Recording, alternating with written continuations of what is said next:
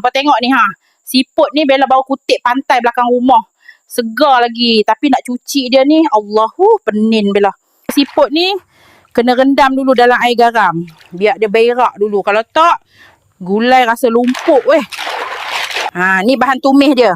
Bawang merah, bawang putih, cili kering. Tuih. Alah, rambut ni pun. Aduh weh. Hampa semua nak lari pergi mana?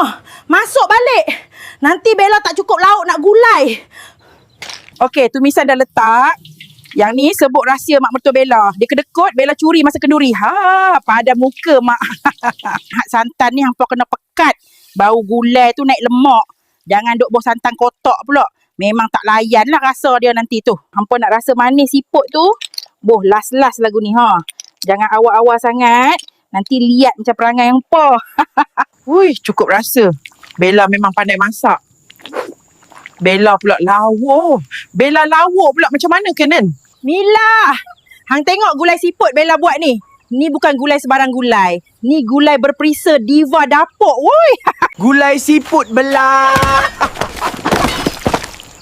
Itulah hang, belagak sangat tadi.